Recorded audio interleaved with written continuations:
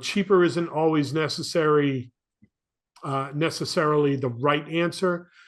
Adding value is always the right answer. Welcome to the Creating Wealth Podcast, where Kyle Curtin takes you on an extraordinary journey alongside renowned multifamily real estate experts from every corner of the United States. We teach you how to harness the power of real estate investing and witness the transformation of your wealth building strategy. Let's create wealth together. What's up, everybody? I want to welcome you to the 100th episode of the Creating Wealth Podcast. My name is Brian Lucier of BHB Group and Bel-Air Property Management, and it is my pleasure as the 100th interviewee, to introduce to you the man, the driving force behind this platform, the man behind the curtain, no one else but my friend, Mr. Kyle Curtin. Aww. Take it away, Kyle. Thank you so much, Brian. Oh my goodness, man. Guys, we were just talking about it a couple minutes ago. Brian was telling me, he's like, for episode 100, I would love to do your intro. I'm like, go nuts, man. Anything you want to do. Super excited to jump in here, guys. We just hit triple digits. Super excited. And I'm 100% blessed to be able to spend it with Mr. Brian here. So, my friend, let's definitely, kind of jump in. I'm on. Yes. So the last episode was a very long time ago. Your 100th guest. Yes. There we go. Okay. So the last episode was a 3-part episode. Brian is the one person on the podcast to date that has had a 3-part episode and has come on twice. So very excited to have him here. But yeah, it's definitely been a while, since we had that last episode or last episodes. So, let's jump into your story, man. I remember the last time we were just talking about it a minute ago. You guys were just going down to Aruba and, just starting to kind of begin that next adventure in your life. So I'm very excited to kind of hear all about it since then. Thank you.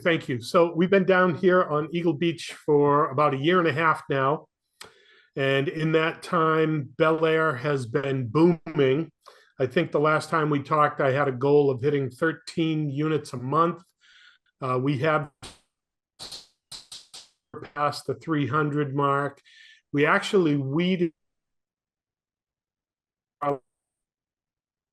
And the end result is we have not really seen a dip in our revenue. So we're managing a little less. We're managing more clients, and our numbers are still right where they should be. We've just hired Team Bel-Air. We've got Cindy, Maya, Eddie, Stacy, Julie, Marina, Brian, and myself, Brian, and I can't forget Yomi. We'd be lost without her, our team mascot. But they're making it work. We've now got Bel-Air East, Bel-Air West, and now in Aruba we're Bel-Air South. My life as it is right now is a series of one-way plane tickets where I'll work with team in Massachusetts, I'll work with the team in California. And then we can be the ringleaders down here, kind of monitoring the whole show. We're using our software, all the Google apps, the Slack, Dropbox. We're just totally in touch with each other. I probably talk to my team leader 4 or 5 times a day, much to her chagrin. But yeah, so Bel-Air has been taking care of itself. And they always say in a business, you've reached a plateau when your business will run without you. So we are there right now, which has opened up the door for Hanju and I. We've always had BHB Group. That's a business, a company that you probably don't know about, but that's our holding company. That's how we buy all of our assets. And we're currently working with brokers in 6 different locations right now in emerging markets. We're in Alabama, Tennessee, Georgia, Las Vegas, Texas, and Arizona. Wow. So it's been exciting. I mean, being able to have somebody else drive the bus, I'm able to jump on another bus. So we've been into those markets. We've been doing research. We started with the whole mainland. Now I call it the upper 48 states. And we're just boiling down our criteria. We're looking for job growth, population growth, diverse economics as far as jobs and different industries there. We like areas that are strong with education, strong with medical. And we added a new ripple to our criteria. We want to be in landlord-friendly states. My first 20 years of investing, we've been the country, Massachusetts and California. So we've definitely learned the ropes. We've got our scars. We figured out the hard part. So moving into some of these other markets right now have been great. You hear about people putting together syndication deals, and I always see the same thing happen again and again and again. You'll have this couple or a group of partners go to some syndication boot camp or something like that, and then they run out and find a deal and then say, oh crap, we're not funded. And then they break all kinds of SEC regulations and rules trying to drum up money, talking to people that they never should be talking to, presenting deals and offers that they never should be presenting. So I've always been contrarian in how we've set up and started businesses. This is no different. Before we even got into these markets, we had secured plenty of relationships with investors and backers. We've got a KP, that's a key principal on our team right now with a net worth of 15 million. I was on the phone with some of our other investors today. And here's the funny thing. I know that I've talked to you about this before.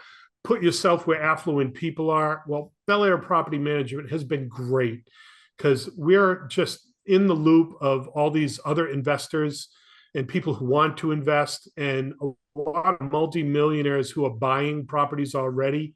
And if we prove our salt and do what we're supposed to do, we've had so many of our clients just reach out to us saying, look, we'd like to partner with you. Do you have any deals?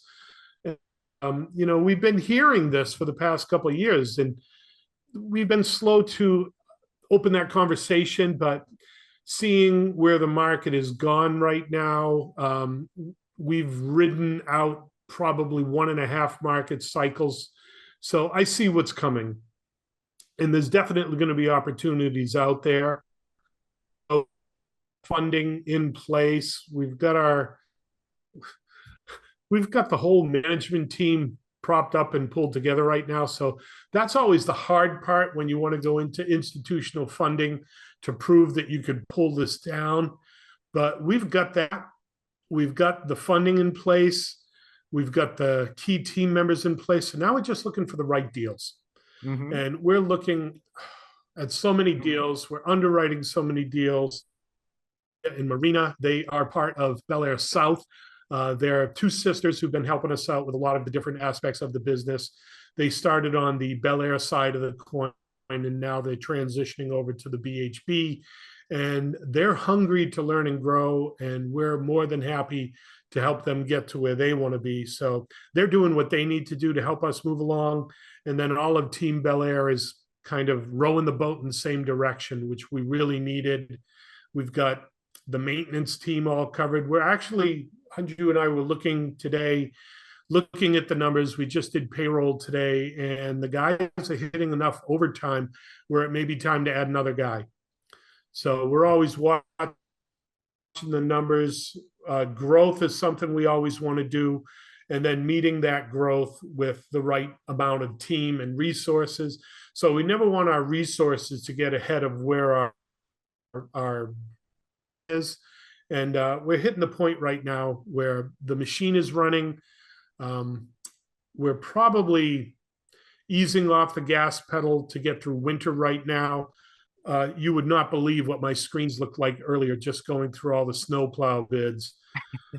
But yeah, it's that time of the year, most wonderful time of the year, getting all the snowplow bids up and running. So yeah, it's a very interesting time for us right now. The last 20 years have been great.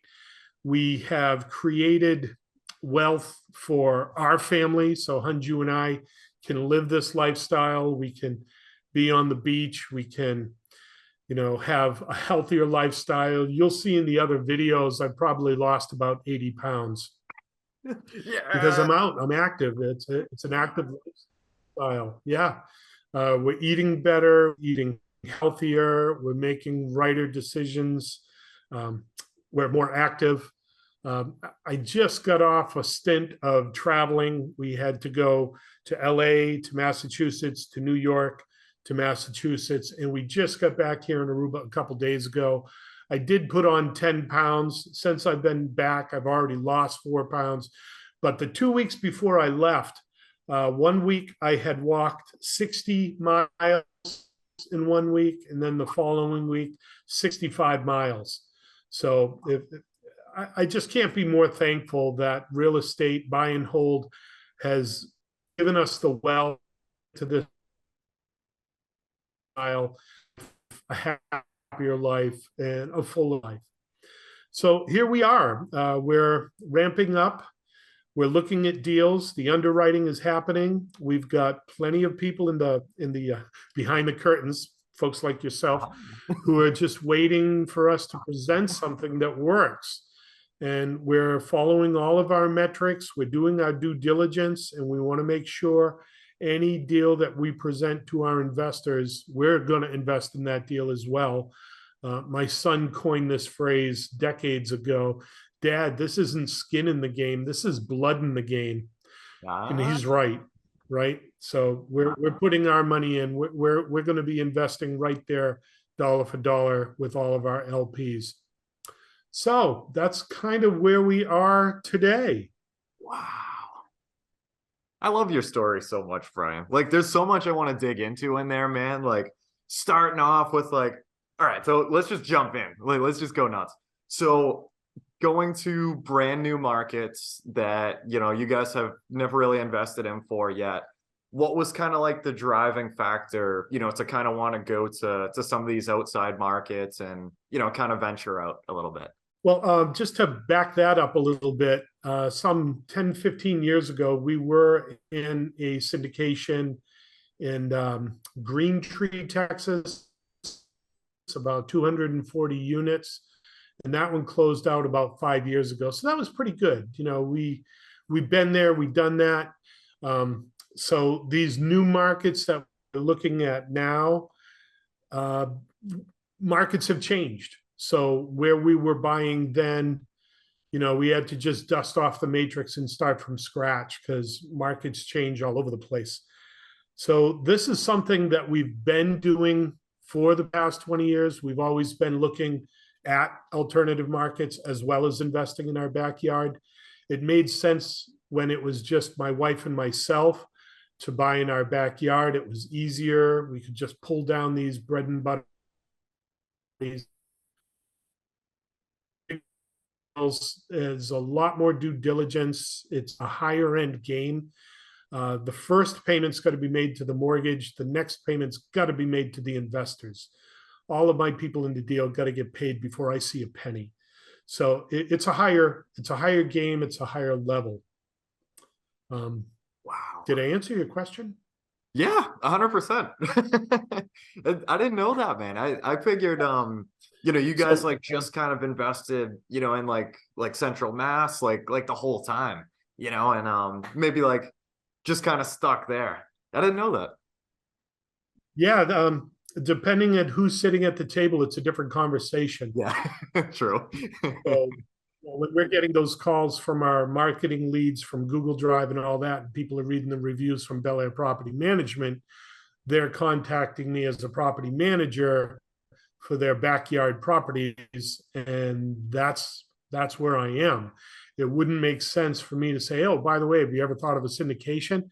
Because that's not the appropriate way to introduce someone to that business. Yeah. Now, after time, our clients who've been with us 3, 4, 5, 6, 7 years, now we have that relationship. We've had those conversations, and we probably got about 8 to 10 of our clients, maybe about 10 to 12% of our client base who are waiting. Was first, and it be first conversation. Your first conversation as a syndicator should not be, hey, I'm syndicating deals. Do you want to come in? That deal might not be right for you. That risk might not be right for you. It might not be the right time. Are you a credit investor? Are you a sophisticated investor? There's way too many things. I mean, I've read so many stories, listened to so many podcasts where people will vet each other for years before even having that conversation. Say, yeah, great. We like what you're doing. We're going to watch you for the next 2 years, and then we're going to come in. Yeah. You know, there's all those. You have a higher responsibility than collecting rent at a tribe. Yeah. All yours, bro. Sorry, I was just jumping in and out a little bit there.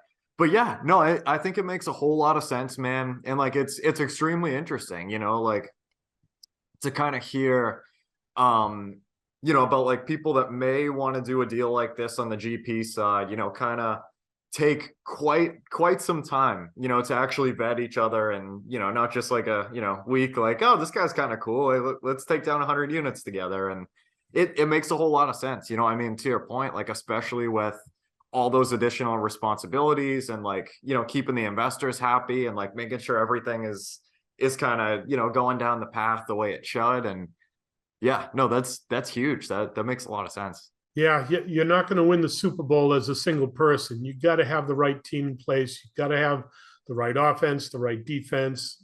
You got to have core personnel to pull down this stuff. And so many of, you know, we've got so many friends doing syndications and deals like this, and it's a reoccurring thing. They give all the credit to their team, and I totally that's 1,000%. They're saying it right. If they didn't have that team, the underwriters, the people building relationships, the broker relationship, deal relationships, the money relationships, it just takes so many moving parts to do all of that. That's awesome. I do want to revisit one topic that we were talking about. Sure. I grilled you pretty hard on meetups. Yes. If you remember that conversation. I was saying, you know, at the meetups, we all go to the REIs and all that, and we shark the room looking for the people with the money, and everyone's looking for the same person, right? And I was boiling it down and just kept hammering you, you know, like, what are your hobbies? What are your affiliations? Where do you find those affluent people in your life that have nothing to do with real estate? And you never know. So we moved down here, and it was scary as heck. We didn't know anybody. Mm-hmm. And we ended up moving into a condo complex where my neighbors have got to have some of the brightest business minds I've ever met. We're friends with people who bought businesses, sold businesses, have been in real estate longer than I can imagine, done commercial deals, all kinds of different real estate, and just going out to dinner with these people is having a mastermind right at the table. They've got so many years of experience. I mean, you know, they say if you're the biggest fish in the pool, find a bigger pool to be the smallest fish. Well, we definitely landed. We landed in the right spot. We've made some really great friends here. They're great friends, and I'm more than happy to throw ideas off them. And they're our advisors. We call them our pool of advisors. And yeah, there's a pun in that, because at any given time we can go out to the balcony and they'll be hanging around. And there's all these business mastermind people. They're having a mastermind in bathing suits. So at any given time, go down there. I started commuting now that I work here in Aruba at the condo. I wake up pretty early. I'll walk down to the Shell station, pick up a few things, then I'll go out to meet the buoys, Mm-hmm. and then I'll meet with our pool directors. So I walk the beach in the morning, pick up some shells, I do a little swim out to the buoys, and then I can come back, and it's a mastermind in the pool. Wow. I mean, people pay tens of thousands of dollars to go somewhere to Maui or some island to meet with a bunch of people like this who can mentor you and train you and force you and kick your butt to get to the next level. It's amazing when you can pass each other going in and out of the elevator. And we're going out to dinner Friday night with some friends, and I can't wait. I can't wait for the dinner conversation we're going to have. I mentioned on one of the last episodes that so thankful to be on, when my daughter-in-law, when she lived with us with my son for a while, my son, my wife, and myself, we've always had real estate dinner conversations. You know, we're talking about deals, we're talking about cash flow, we're talking about markets. Oh, pass the potatoes. And, you know, we could look at our internal rate of investment on this and that and that. Oh, could I have some more sweet curly fries or whatever, right? Need some And salt. she's sitting at the table. Yeah. She's at the table looking at us saying, who are you people? And now she's come full speed, and you know, I'll be mentioning some deal or concept with her, and she'll start picking it apart and say, well, Dad, what about this? What about that? What about this? And you know, these are just our dinner conversations that we have. Yeah. And now she's at the table, and she's in her own right, and she's actually on the acquisitions team for BHB right now. Solid. So we've just redone that. I'm sorry. I said solid. That's awesome. Yeah, it's definitely a family office. And here's another thing you probably didn't know. I am a third generation real estate investor. My grandfather had property. My father was a builder. The only thing my father didn't have in his tool belt was property management skills. So growing up, I've always been around real estate. My wife, she's third generation. Her grandparents owned real estate in Korea. My father-in-law and mother-in-law, they owned commercial buildings. They owned real estate. They were buying land in Gangnam before Gangnam style was even a thing. They were buying in that area when it was just farmland. And now it's like some of the hottest real estate in South Korea. Wow. So she grew up around all this stuff. I grew up around all this stuff. Now our kids are like third, fourth generation real estate investors. My grandchildren are going to be fifth generation real estate investors. And that's probably one of the biggest reasons we've dusted off to get back in and do all this. I mean, with Bel-Air and BHB, my wife and I, we created enough wealth to take care of us until they put us in a box. We're all set. But now we want to create generational wealth for our kids, for our grandchildren, for our grandchildren's grandchildren.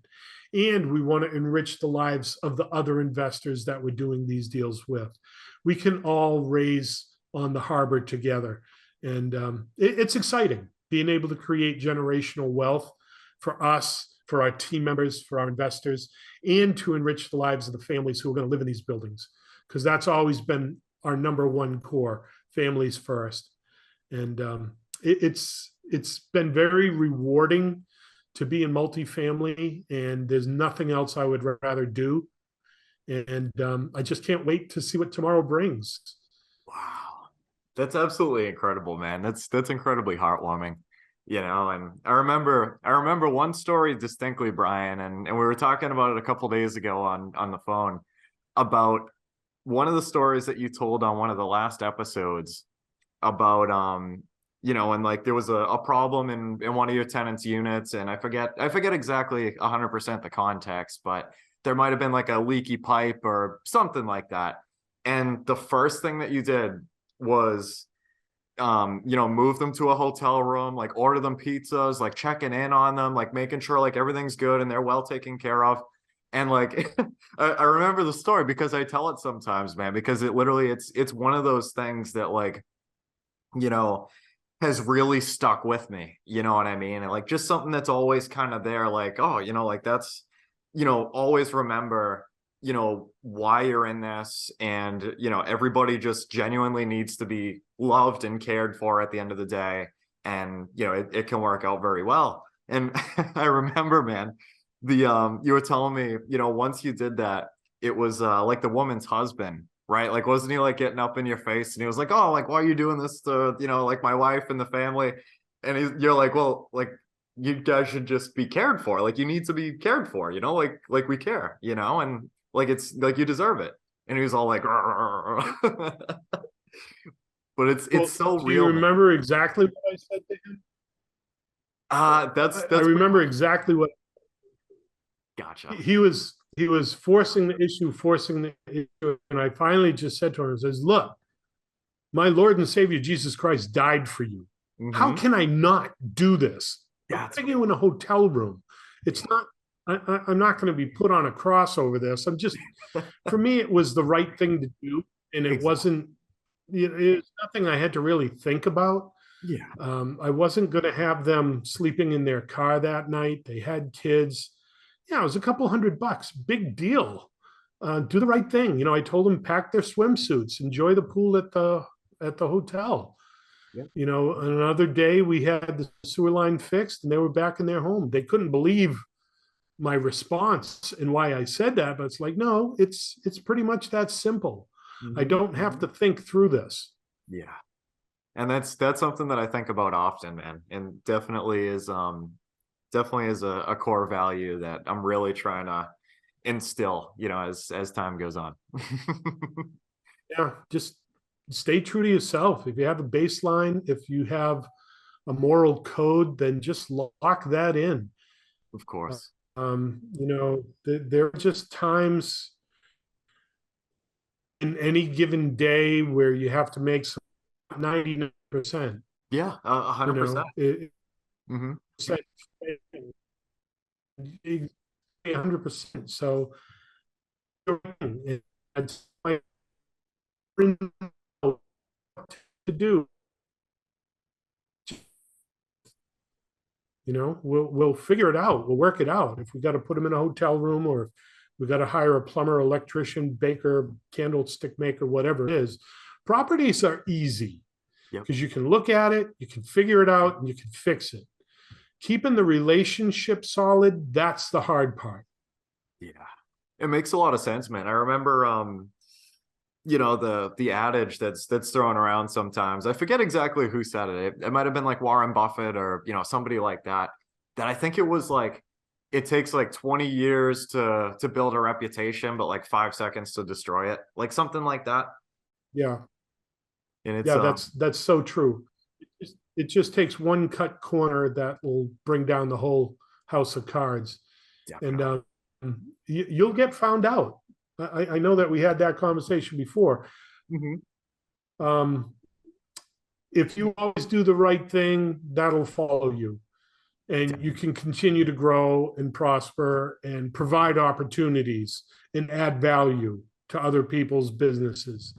But as soon as it becomes adversarial, like I'm going to win and you're going to lose, there's only so many more games you can play. And people just won't want to sit at the table with you because they know there's a high probability risk of losing doing a deal with you. And that just doesn't work. Yeah, it's not sustainable. Totally. I totally agree. Yeah. And that's something that I really love about real estate, man, is like just that the constant possibility of, a win-win like across the board. And it really is a beautiful thing, and like you were mentioning earlier, with doing, orchestrating, some of like the bigger syndication deals, like, it can certainly be a win for you guys, general partners, limited partners, the tenants themselves, and like everybody in this whole entire thing, can win, right? And it's it's such a beautiful thing. And it's something that I definitely, never get over, because it's just like, I haven't really found anything else like this, or like everybody can give and also receive at the same time as well. So one of the ways that works can make the tenant's life better.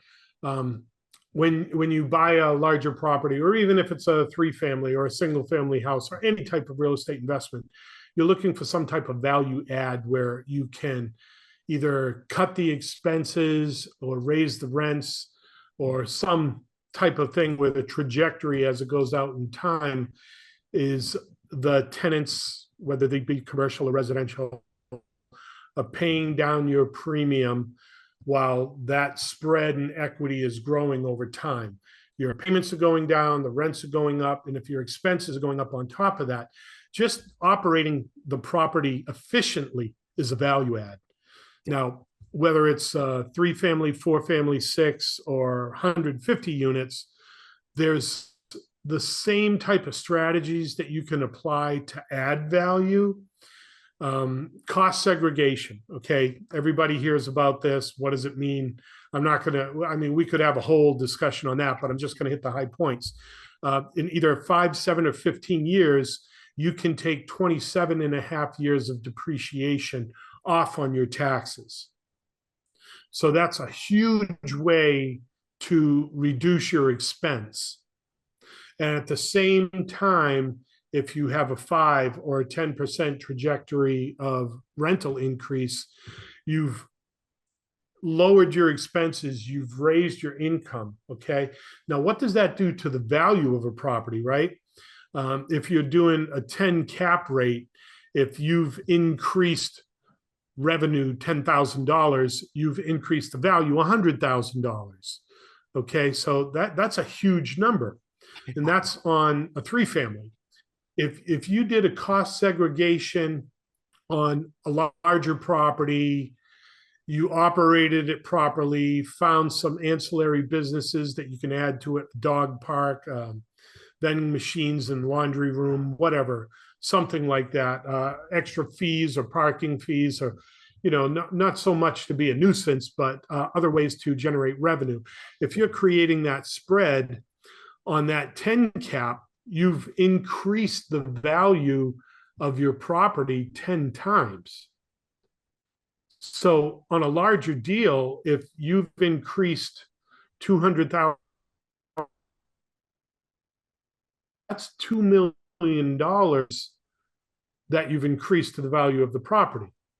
Now, there's a lot of moving parts here, right? There's not just one thing that you can do as a strategy, but it's a combination of this plus that multiplied by this, that increased the value of that property $2 million. So what does that look like if you went in and did a cash out refi? That's outrageous. Yeah. Because you don't pay taxes on the cash out refi. So you've done all these small little tweaks and calculations to get to a pretty good number that multiplies out to the value of the property. You do a cash out, all your investors are thrilled, because this is frosting and ice cream and cherries on top of their investment that they're getting just for being in the deal.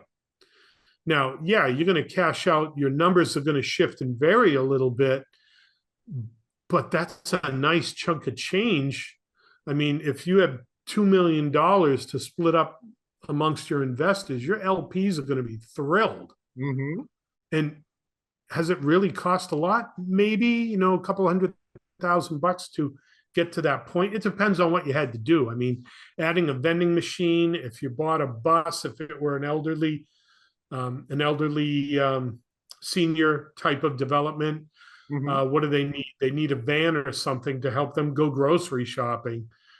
So you buy a $30,000, $40,000 van, and that helps you increase the rents across the board. I mean, it looks like a big number. Oh, we're going to spend 30, 40 grand. But if you've increased the value of the property, $300,000, that's like 10%. No-brainer. Of what you've increased the value. Yeah. The whole point is to look at this plus this multiplied by that It's a value add. Some people just come in with the blinders on saying, well, we're going to cut all of our expenses. We're only going to mow the lawn once a month, and we're going to raise the rent $200, $300. You may have just hurt yourself.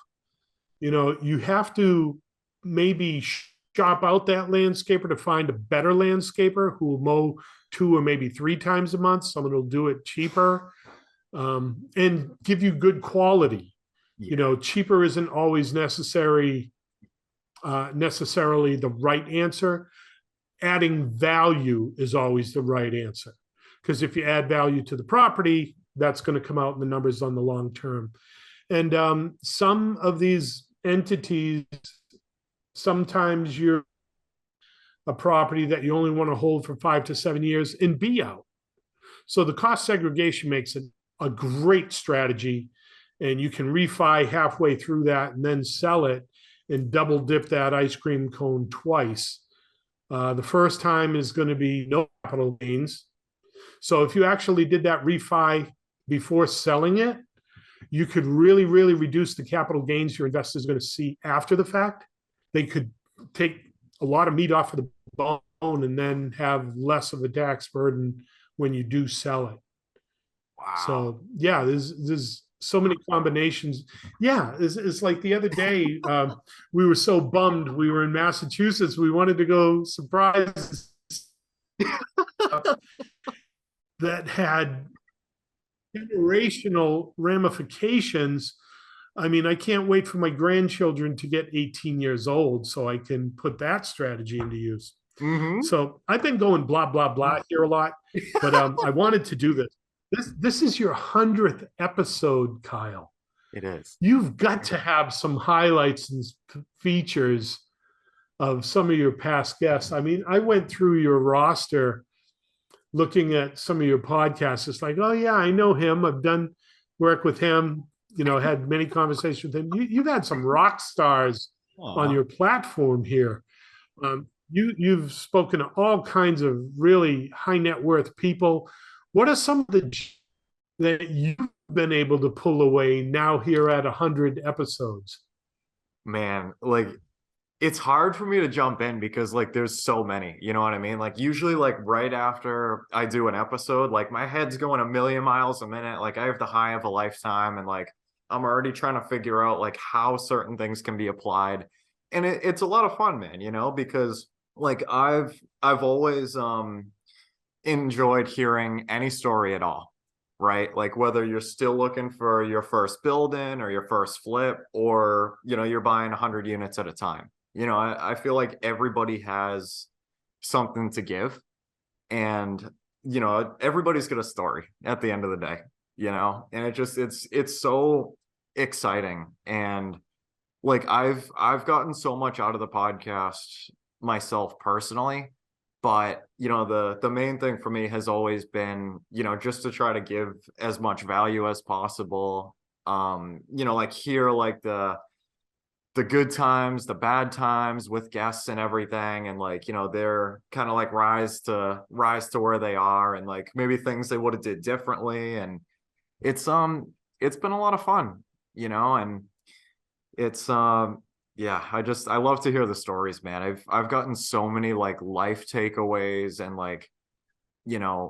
just encouragement, because it can definitely be a challenge sometimes to when things aren't really going your way, but eventually they will go your way, as long as you keep pushing and everything, and just keep putting yourself out there, keep doing your thing, keep always networking, just kind of giving as much as you can, and keep it on the journey. It's definitely I've gone through, and I've been listening to your podcast. I knew I was going to ask you this question, so I went through some of your podcasts. Leanne Vyong, she had a great one, The Audacity to Dream. Yes. And she meets with her team members on Wednesdays, and that's like a weekly mastermind, right? Mm-hmm. And they hold each other accountable. They put their goals on the table, and they say they'll hold each other accountable, and not hitting it, have to do to hit it. and have that clear crystal vision of where they're going. I mean, she, I think, said she wanted to be at $1 million in revenue by 2025, right? Yeah. And then you had Nick Alrud on there. Nick's blown me away since I first met him. From where he is now to where he was when I first met him. And what does he always say? Shut up and do it, right? He's just laser focused. So many of the interviewers, they just had that vision, that crystal clarity of what they wanted, where they were going. They had their criteria locked in, their buy box. They knew exactly what they wanted. And some of them are operating with several different buy boxes because they're running so many different businesses. But they all have that plan. They all have that goal and mission. So yeah, we've got our own thing going on. But I've seen over and over and over in your interviews, no one's just saying, well, you know, I threw some spaghetti on the wall to see if it sticked, and hey, we got lucky. No, you're at 100 podcasts of very intentional investors who saw what they wanted, had a laser focus, targeted right in, and just went after it. Damn all the torpedoes, made it happen. Thank you so much, Brian. And honestly, like kind of thinking about it, I'd say it definitely like a main focus, you know, from most of the guests that come on probably would be intention, you know, and intention and vision, you know, and just kind of believing that you're able to get yourself out of that position, or, you know, believe that you're able to start, you know, actually working towards that master vision that you have. And like the amount of people that have come on, you know, working like W-2 jobs that they don't like, and, you know, they're miserable and everything, and have been able to use real estate investing as a way to be able to get out of that and change like the dynamic of their family and their lives and everything. Like that's the stuff that really gets me going. Is like it's real, you know, and like these people are like around us. They're like driving distance to us, Brian. And like that's something that has always, you know, really resonated with me. Like this real estate thing, guys, it's a real thing, I promise. You know, like you know, and well, not all of us are in driving distance anymore. So yeah.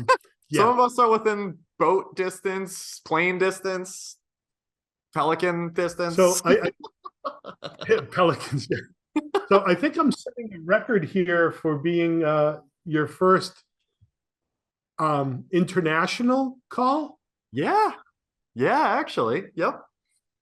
You got lots of. That's pretty good. Your 100th episode was an international investing call. Yeah, happy to have it. Yeah, it means a lot, Brian. It really does, man. So, you know, we're always looking around at what if scenarios, right? Yep. So here where we are on Eagle Beach, we've looked around at short-term rentals and all that type of stuff. And being out of the country, it's a little different.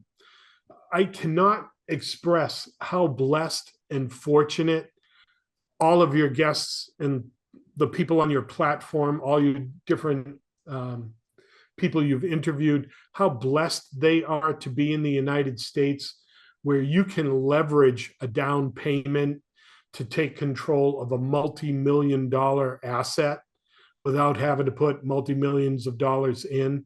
And even that you can create wealth for other people by putting little or no money of your own into the deal. The United States is a wonderful, wonderful place to invest. We've looked at possibly doing some things down here. And honestly, when the numbers came down and the rubber hit the road, what we would have to invest cash here, we could leverage to millions of dollars in the United States. Really? So that's interesting. Yeah. How is the how is like financing down there? Like loan products? Like what is that kind of? Is it a lot lower LTV, and like what does that kind of look like? I'm very curious. No. Well, your down payment is anywhere from 50 to 60%. Oh my goodness. There's only like 2 or 3 banks that you can use here on the island. And one of them requires you to have a minimum running balance of $50,000 to $60,000 a month. Wow. So it's not really conducive. I mean, what we know in the United States, that you can put a down payment and get institutional funding. My goodness, what a wonderful, wonderful country.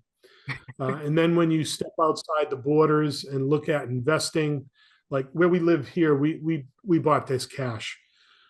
Just looking at what we needed to do this is like, no, we'll just write a check and we'll be done. Mm-hmm. So we pay our HOAs down here. We enjoy sunsets. We have our coffee, looking at our garden out on the veranda there. Yes. How are the plants doing, my friend? How are the flowers? They survived. They survived. Tomorrow is Thursday. So it's Senior Citizens Day at Fantastic Gardens, where we can save 10 to 15% off. So we're going shopping tomorrow. We've got about 40 different plants out there, all tropical plants. And it's wonderful. You know, we'll get our coffee beans from Colombia. I mean, this sounds so foam, but you know, it's so nice to have reached a point where we can sit out there in the morning. We're overlooking the Caribbean Ocean, having a wonderful cup of coffee, looking at the garden that we maintain and prune and all these wonderful flowers. We were sitting there this morning saying, okay, we smell the flower, but which one is it? It was the jasmine right behind us. We had watered it and it's already blooming. Again, kudos go out to Maria and Marina for taking care of our babies while we were gone. We cleaned it all up, and you know, it's just wonderful to be able to start the day that way and then come in here on my multiple screen setup and just crush business. And then at the end of the day, be able to catch a wonderful sunset, have the boats going by. I think I've sent you a few pictures of videos of what our front yard looks like at sunset.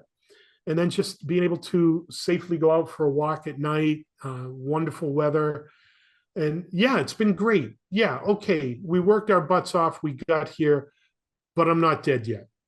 Amen. There are still deals out there. I've got family members, investors, grandchildren, and I just want to do this again. I want to ring that bell again. You know which Super Bowl is the hardest to win? The second one. Because the first one, you work really hard to get there, and then you think, okay, I have arrived. I don't have to work as hard anymore. And you've got that arrival syndrome. And the coach of the 49ers, I think he won like 7 or 9 different Super Bowls. And they had hit that complacency level where they had to try even harder to keep the pressure on themselves because, yeah, we knew we already did this. So it kind of softens up the game. The Patriots were famous for this, right? They always assume the role of an underdog. You know, it's like everybody hates us. Nobody wants us to win. And we're going to go in there and prove everybody wrong. Boston sports, man. Same thing with the Bruins too, you know, like a couple, I think it was like last week. There was a game where they were like down 3 and they ended up coming back, and I believe it was OT and winning it. We love that stuff over here, man. We absolutely love it. Yeah, and just apply that same tenacity, audacity to your business. I mean, dare to challenge yourself that high. Dare to put yourself at that level where you get nosebleeds because the height is so higher than you can imagine you've ever been. But take that risk, take that chance, and shoot for it, right? Love it. Yeah, it's 100 episodes, man. That's an accomplishment. I mean, yeah, I mean, I'm looking at some of your podcasts here, an hour, 45 minutes, 46 minutes. I mean, just the time and preparation and the wealth of knowledge that you have now that you can offer people to help other people get on your shoulders for some of the giants in the industry that you've interviewed and the value that you're going to add to so many lives. And you're not stopping at 100. No, sir. You're going to keep going. No way. Your second sign on the wall there, hustle until you no longer have to introduce yourself. Yeah. I'm Kyle, the man behind the curtain. Welcome to my podcast. Sure. Aw, it means a lot, Brian. And so to stem back to something you said a minute ago about, like just shooting as high as you possibly can. So there's something that has been like really present in my mind for the past, I believe it's been a month. And basically so I went to, so Nick Allerud and Gordon Thornton, they, I don't know if you know about the Ignition, REI Ignition. It's like a Facebook group, like mastermind type of thing. Yes. But, yes.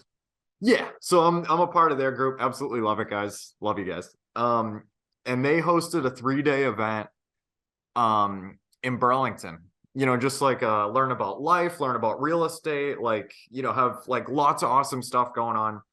And it was absolutely life-changing for many different reasons, Brian. But the point that I'm gonna make is literally this is something that's like really, really been like setting deep in my soul, man, like recently, is it's not necessarily the actual like tactical real estate stuff that is the most difficult. It's more your mind in believing that you can actually go and do this stuff, and like the self-limiting beliefs and like just push and like just literally go out, generate the opportunities and just build the parachute on the way down, and like obviously, like do due diligence and all that fun stuff. Don't get me wrong, but like it's our mind that's one of the biggest challenges out there. And it's something that's like really been like becoming apparent. And I went to a 2-day event with Tom Caffarella that he was putting on last week, and same type of thing, man. Literally, like they were talking about, there was a guy on Tom's team that found an 88-unit deal in Nashua, New Hampshire off of Craigslist. And like he brought it to the team, and like they brought him on as a GP, and like literally, like no money out of pocket. And like they're just, I just love the concept so much, right? Of like literally just go out, find the opportunities and just do it. Like, don't let your mind stop you. Like just run and see like how high you can take it and just keep freaking going. And it's something that I've heard it a decent amount, but it never really sank in until literally like the past month in a couple different ways. And I literally I'm so thankful for like all of that stuff. And like I can feel my mind changing right now. And it's crazy, and me and a partner, we're kind of working together because we're starting to look for 6 to 20 unit deals from Lowell to Leominster. Now, I'm in the process of taking out a HELOC right now. We're just kind of like, trying to put stuff together. We definitely need to raise the money. And, I'm not like whatever, but the point being like, we don't know necessarily where the majority of the money is coming from yet, but we just need to find the deal, put the team together and just make it work, and literally like I'm like swimming into open water, like just from hearing, all this absolutely wonderful advice, from all these different guys over the past couple of weeks. And literally, Brian, like we sent out our first campaign 2 days ago and we got a lead yesterday for a 13-unit building in a nearby town. Now, it wasn't a very, very hot lead. And I mean, we went back and forth with the seller a couple times, and like he was afraid of like the capital gains and, because he's had the building for so long. And there were multiple things that were going through my head, right? I'm like, oh, what about like seller financing or a 1031 or like all these different things going on, right? Like, how do we make this happen? And I went back to the REI Ignition group and I was like, literally like, I need to ask like the best people out there. And this is another tip, you know, for the listeners. Literally, like the teams, to your points earlier, Brian, the teams that you surround yourself, like literally can put you in places that you couldn't even imagine, right? And like literally, like the first question I asked, like as soon as I got this thing back from the seller, I went right to the group, and there was a couple of people in there that said like multiple different things that I could try and offer. And literally, like I went right back to the seller and like, you know, was telling him about it. And he was saying, he's like, oh, you know, like I think I've been kind of grooming my son, you know, he's probably going to take over the property and stuff like that, you know, but thank you for your interest. And I was asking them, I'm like, oh, you know, I'm like, totally get it. Totally understand. I'm like, how soon do I follow up? You know, but it just like the point being, Brian, like the self-limiting belief that I had before these events was like, oh yeah, you know, like 6 to 10 units for the next one, 110%. Like I never really wanted to buy another 2 to 4 unit, but you know, I don't have hundreds of thousands of dollars in cash to put down. And like, how am I going to do this partnership thing? And like, you know, I was always going down this rabbit hole until I started to hear this very, very actionable advice of literally that: go out, find the opportunities, figure it out as you go. And literally, like, I'm just in that like action, like just freaking take action and go, you know? And like, yeah, I mean, obviously, but it just, I don't know. It was just kind of like a proof of concept. And like, I was freaking out with, you know, my buddy Chris about it. I'm like, dude, I'm like, you know, like this was just the first time. And we literally just talked to a seller of a 13 unit, which for us, like trying to do this type of thing is like brand new, you know what I mean? And it's crazy. Like it's literally, it's the mind, Brian. And like, that's like been something that has been a huge, huge focus for me, is literally like, just go out and do it, you know? And like, obviously, like I said, you know, like you never want to cut out due diligence, like, you know, cut corners, like you always want to do your homework, but like like just go out and take action and like, just learn as you go, and don't, you know, spend the whole time in analysis paralysis. And what if this happens? What if this doesn't? Just go out and freaking do it. And like, damn, you know? Yeah. Mindset. That's it. Totally. That's the game. And I've been doing this so long that I don't even think about my mindset anymore. I'm constantly solving problems on the fly. Yeah. Like your whole scenario that you just explained, I've got another solution for you. Yeah. So try this one on for size. I heard you say the capital gains was an issue for this guy. Mm-hmm. So just follow this rabbit hole here. Yes. He owns the property. Mm-hmm. He puts it into a trust. Somebody makes payments to the trust, like a mortgage, to take over the property. He does not have to take distributions from the trust, which will trigger a capital gains. But the trust can invest in whatever he wants. Incredibly interesting. And it's absolutely nuts, man. You know, and literally like, it's so simple. Yeah. And literally like, I would have no idea if it wasn't for, you know, like the team and like, you know, like building the network and guys, literally like the sky is the limit for like literally anything you want to do. And like, it sounds corny, but like, it's so freaking true. You know, like if you have something that you're struggling with, like there's most likely somebody out there who has, you know, done this before and like, you know, ran the race, got the t-shirt, the whole 9 yards.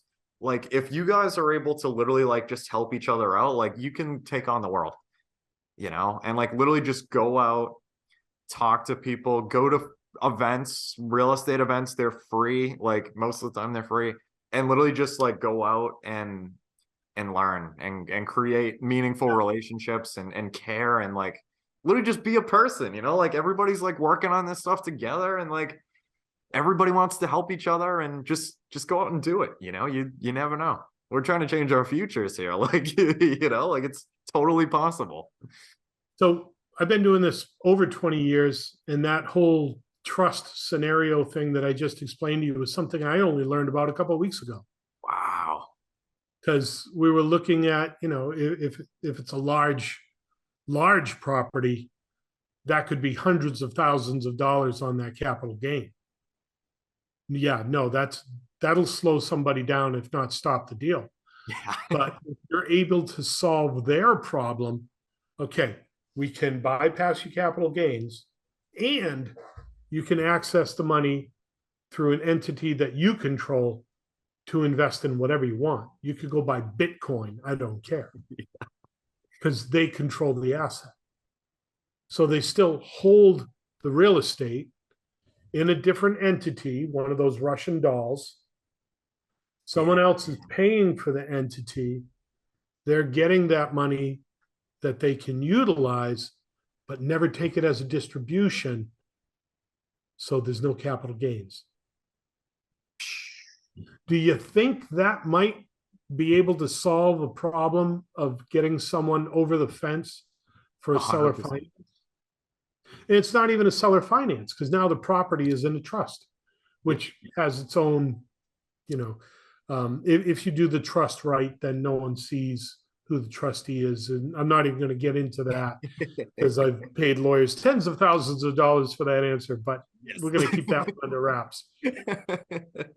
So yeah, it's solving problems, whether it's putting that tenant in a hotel for the night or trying to get that seller finance deal where the guy's not going to have to pay $250,000 in capital gains tax. And, you see behind me all these books. I implore,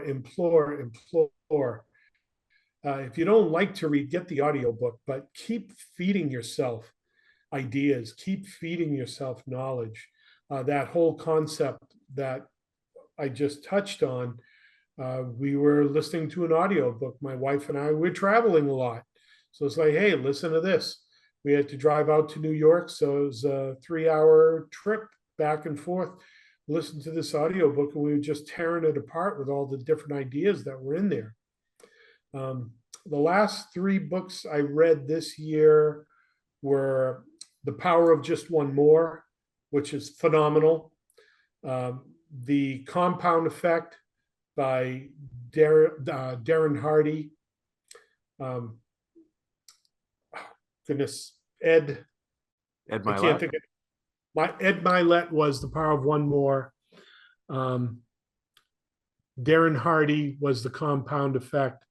And then I read one like out of left field, which was Think Again by Adam Grant.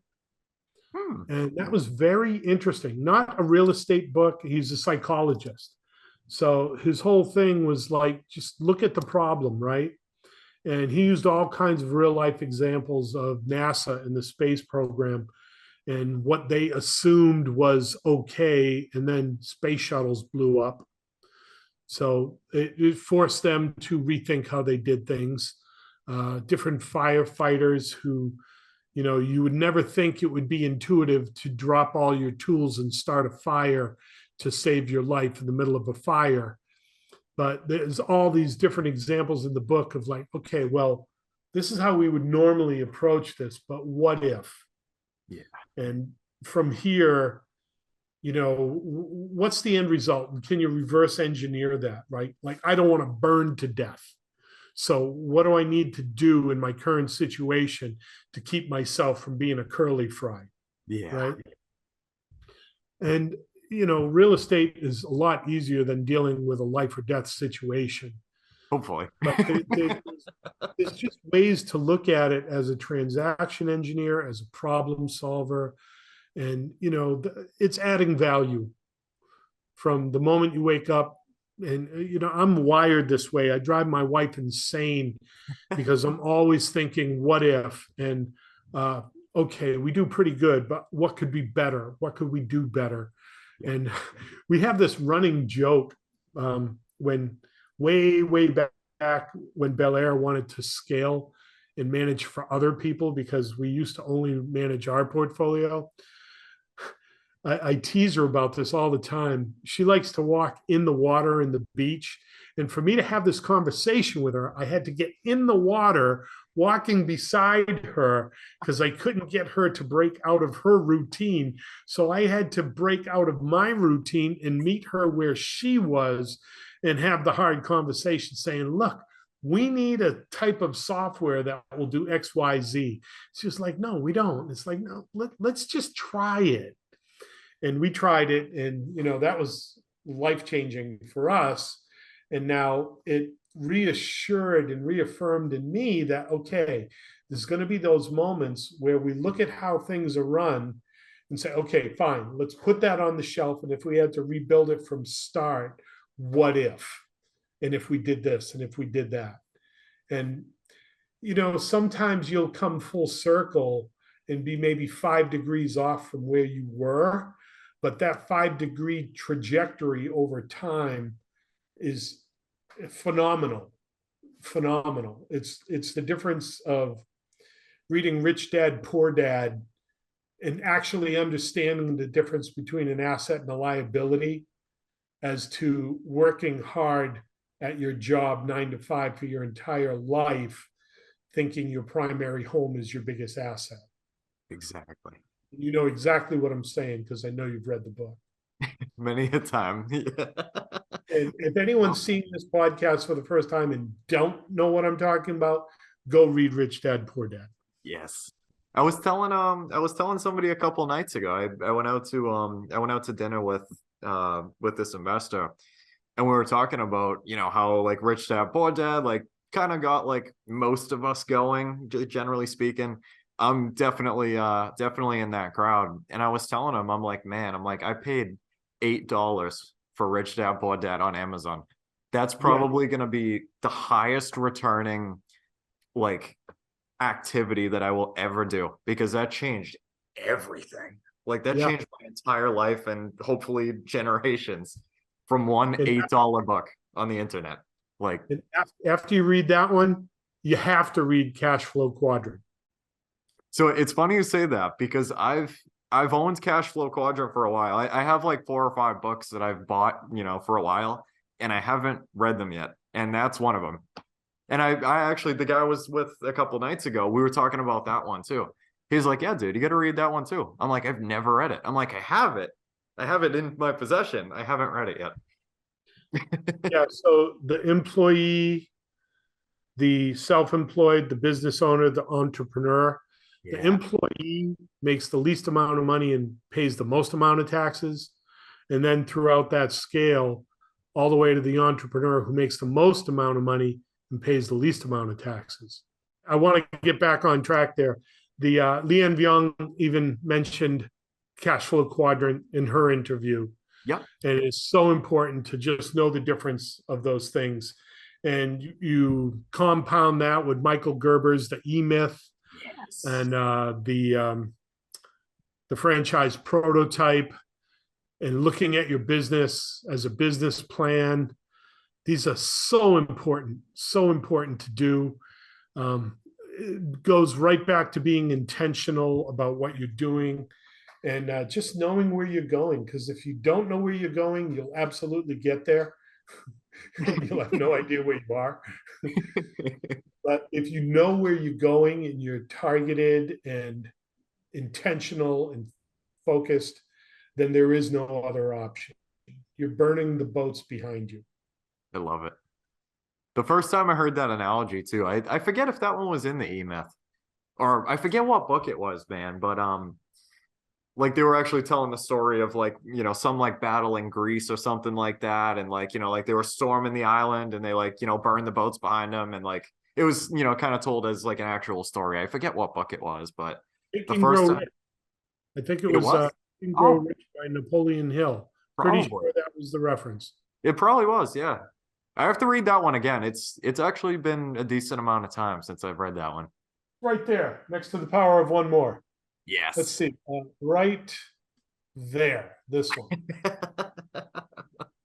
I haven't read The Compound Effect or The Power of One More. I've heard of The Compound Effect. I've never read it, but definitely add it to the list. it's establishing those habits Yeah.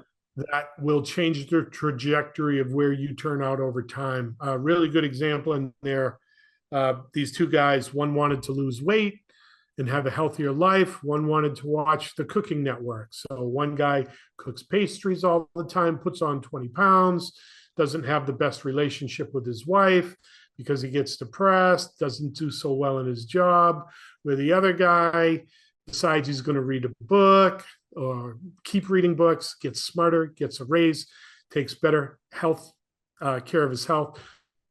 So one puts on 30 pounds and one takes off 30 pounds. Well, that's a difference of 60 pounds. And trajectory wise, one guy's going down the tube and the other one's going up the hill. And it's getting easier for the one going up the hill because he's changed his patterns. It's got momentum. That compound effect, because I do that, right? And you take that and put it together with Ed Milet's The Power of One More, which was an extremely powerful book for me. I loved reading that book. You know, I'd love to reread it, but I got like 140 other behind me that are beckoning me to turn their pages. Yeah. So yeah, I think those are the last three books I read. The one that I'm reading right now is Your Next 5 Moves. That's a business book, and it just talks about like business as a chess game, and thinking about it like all chess players, they'll think about each piece on the board, 5 moves on this piece, 5 moves on that piece, and what could be the outcome. So again, it boils down to being intentional. It boils down to having a habit. It boils down to changing the way you do things and how you see the game. I love it, man. That's awesome. So I remember asking you on the episodes many a day ago, many a month ago. But if you had to pick one book, which is probably going to be very difficult with that huge collection behind you that is gorgeous. If you had to pick one business, real estate, or entrepreneurial, any book at all, that was your favorite, or maybe had the most impact on you, which one is it? You can answer that however you would like, and multiple is good too, even though I just said one. If I had to say the one book that was the big changer for me, it would be Michael Gerber, The E-Myth Demystified. Love it. Absolutely love it. After reading that book, I told my wife we were going to start to manage for other people. And she says, well, what would that look like? And I says, okay. And for the next 3 months, every day, I went to the Leominster Barnes and Noble, which was a Starbucks. Yep. And I sat in there for the next 3 months writing out a business plan. 240 pages later, 247 pages later, I had the franchise prototype for Bel-Air Property Management, which now, if I were to sell it off of the EBITDA, maybe 10 million. Oh. And it was because I looked at it as a franchise. Like Robert Kiyosaki in Rich Dad, Poor Dad says all the time, he's confronted by these venture capitalists and business people who say, well, I can build I can cook a better hamburger than McDonald's, so I'll be successful. But that's not what McDonald's is. Yep. McDonald's is their operational standards. Like I can go to McDonald's in Albany, LA, or Massachusetts, and it's going to be that same patty with 1.5 pickles, a squirt of mustard ketchup, a half a slice of cheese. It's always going to be, but it's always going to be exactly the same. Yep. The exact same experience. And that to your point, Brian, not to interrupt you, but that the documentary The Founder with Ray Kroc and that one, I like to watch that one once in a while. And yeah, no, I totally agree with you. The E-Myth was a very instrumental book for my mindset. And that was the first time that the concept of like systems and standard operating procedures were, kind of born in my head. And after reading it, like, it was all over, man. I'm like, oh my God, I love this stuff. Like, fall in love with the systems, and damn. That was such a hard question to answer, because everyone who's viewing this podcast is at a different spot in their race in the game. Whether you're starting or whether you've already been around the lap 2 or 3 times, it's hard to pick one book that would apply to everyone where they are. Yep. In their portion of the game or the race they're in. So if you're starting out, you definitely have to look at things as creating that system. I don't care if you're wholesaling properties or doing mailing campaigns, a shotgun approach, aiming at the side of the barn, you're going to hit the barn, but you're not going to have consistent results. Yep.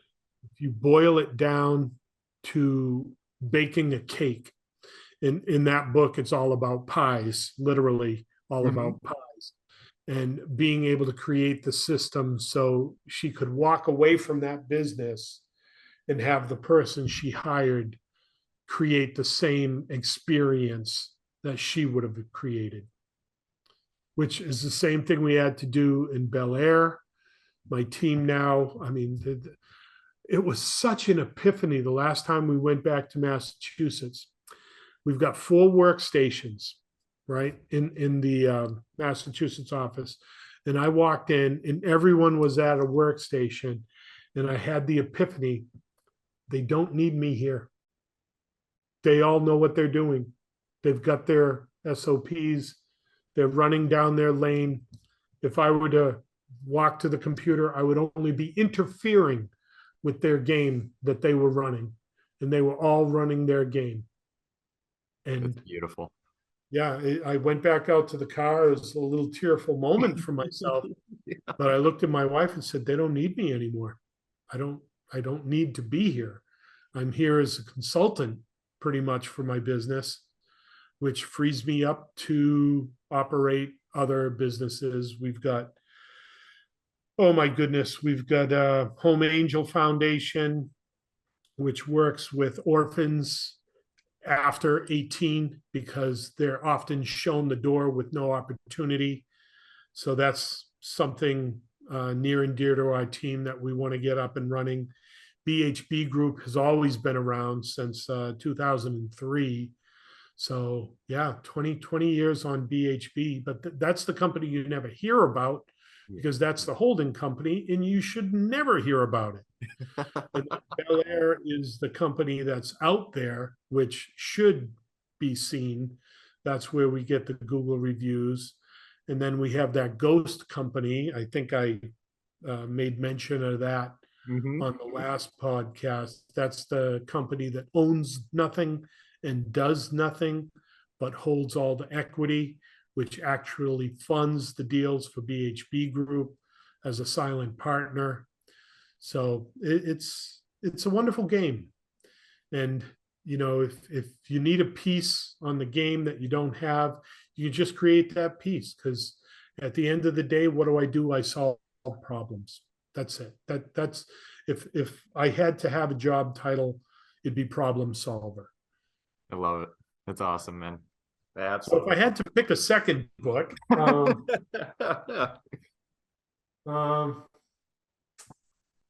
let's see. For where I am now, it would be Gene Trowbridge. It's a whole new business. That book, I believe, is $300. I've got 3 of those. Solid. One of them is actually signed by the author to Big Kahuna. Gene is a syndication lawyer and very contrarian advice he'd ever given me. It's like, Brian, if you don't need to syndicate a deal, don't do it. But he's a syndication attorney. So if I have got an attorney telling me not to do what he specializes in, then that's the guy I'm going to go to if I ever have to do it. So Exactly. 100%, man. Always yeah, building that team. so what's your number one business or real estate related book? Here you are. It's 100. You're at your centennial. You get to add to the show. Ooh, the script has only been flipped on me a couple times in the past 100 episodes. Nick was one of them too. I'm pretty sure he flipped the script on me, and I'm like, oh my god, I wasn't ready for this. Good job on Nick. He got me going. good. Man, honestly, because he can see your soul.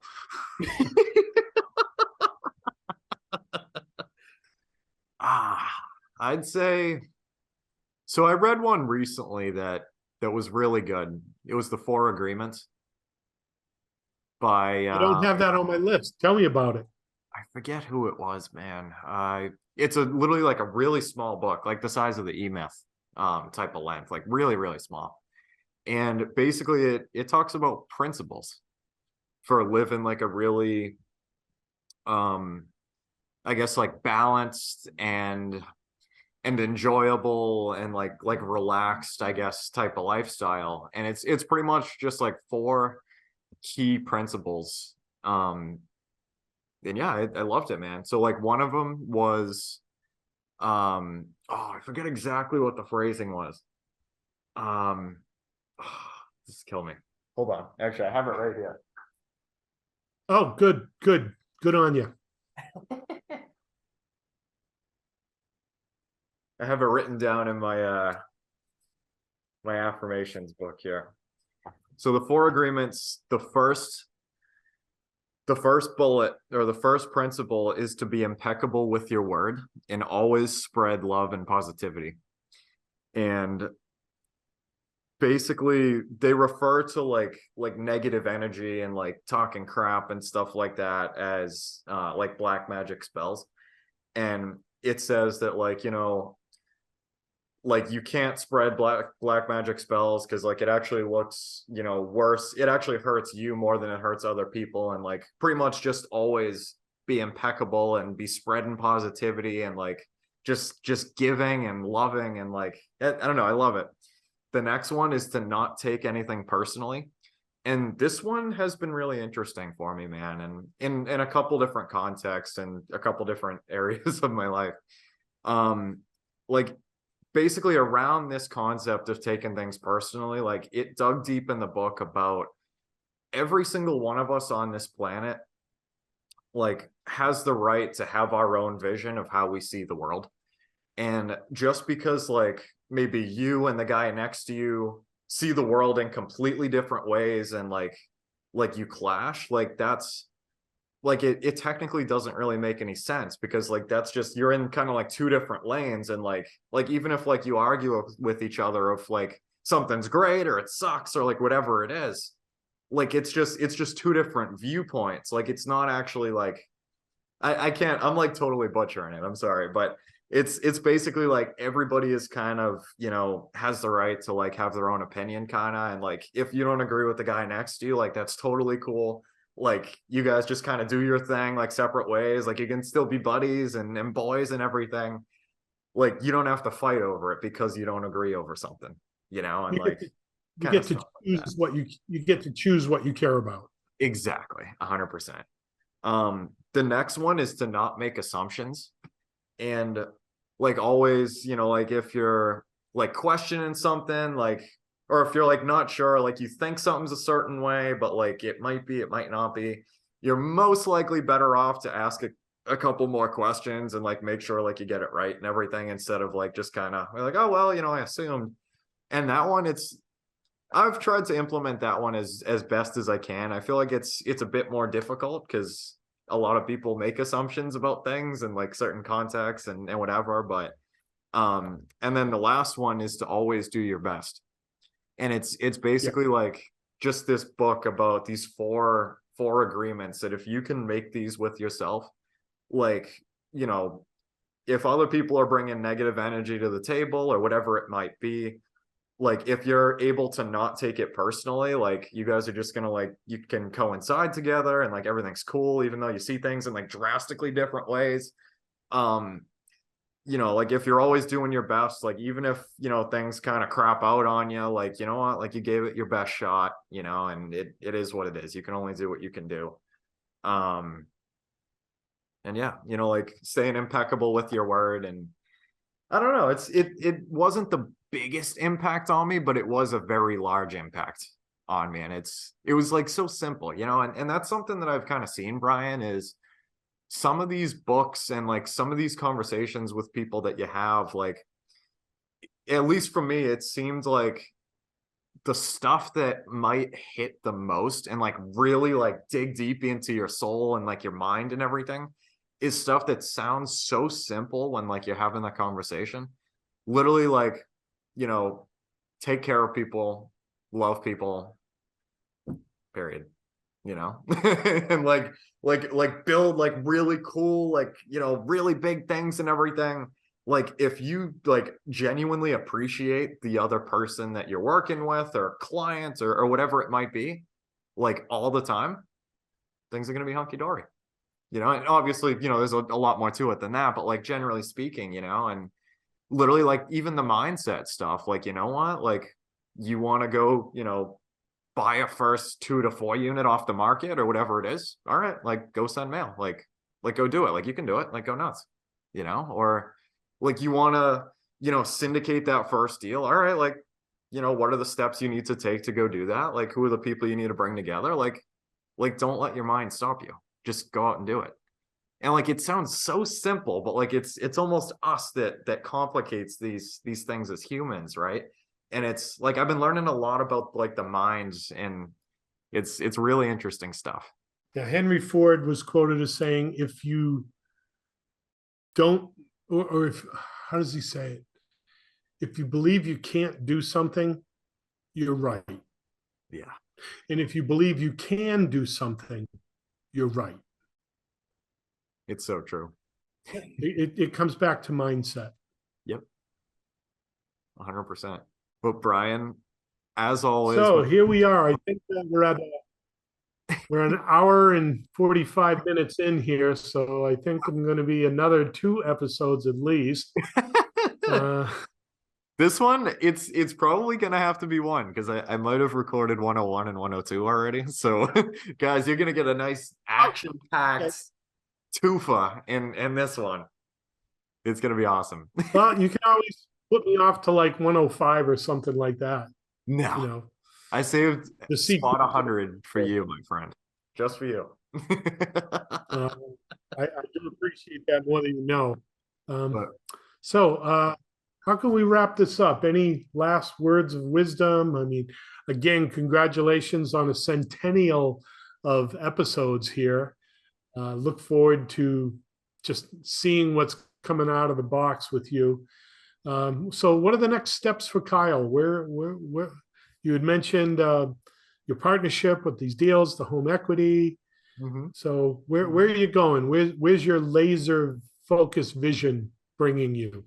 Yes, sir. So in the very, very short term, the 3-family in Leominster, I got it with FHA. So I only had to be there for a year, and my year is coming up in a month. So nice. I ran some numbers, and I ran some numbers in 2 different situations. One as me living for free and like, still cash flowing a bit, and well, actually, covers pretty much just PITI, but whatever. Like the debt service is covered. Or I ran it in another situation on if I moved back in with my parents and got that 3rd unit rented, now that I'm allowed to. And I made a very quick decision once I saw, the returns on something like that. Like you mentioned, I'm currently in the process of going through a HELOC to hopefully have something liquid in the next couple weeks, to be able to jump on a bigger deal if something comes up. And just kind of finishing up stabilizing the unit that I'm in now, going to be moving home, and then using the most, if not all, of the return in cash flow from this property for marketing and, VAs and stuff like that to start looking for more opportunities and continuing to push the limits, my friend. I got to give you props too. I owe you a huge thank you. I think we did a Pints and Property in Worcester from Yep. Aruba. After that call, we were talking about your VA, and I went out for a walk after that, and I was just chewing on what you said about the time difference and everything, and it helped me to solve another problem we had here in our business. And now we've got Maria and Marina as virtual assistants right here on the island. They speak Dutch, English, Spanish, Papimento. So yeah, it just worked out really well. And they're in the same time zone, and really smart kids. So yeah, thank you. You pushed me in a direction I didn't know was available. So thanks. Thank you so much, Brian. Holy crap, man. But yeah, Well, you never know. exactly. The conversations you have, you never know what you're going to walk away with. So yeah, Totally right. I hope that this has been entertaining. I hope it's been fun. A blast, always. Yeah, I look forward to the next one. I mean, I don't want to forecast out too far, but yeah, I'd like to come back on after we've achieved some of the other goals and maybe talk about some of the challenges that we had to get over to get there. I think that might be valuable. That sounds fantastic, man. You let me know anytime. So Brian, we're on social media, on like your website, anything, everything and anything about you guys. I will link it down below. Sure. So we just launched, it's not completely done yet, but we've revised bhbgroup.com. We've had that website, oh goodness, since 2001, 2013, something like that. It's got some of our mentors on there. You'll see me with some pretty recognizable celebrities. Ooh. Of people who've mentored us and coached us along the way. Always Bel-Air.co, that's another business. Home Angel Foundation is something near and dear to our heart, but that's still in flux. I mean, there's a lot of moving parts to that to develop programs for orphans when they do hit 18. But some of that is to bring them under mentorship and show them some of the things that we've done so maybe they can create wealth for themselves. And the goal is to have them work together as a team because they already have a bond there.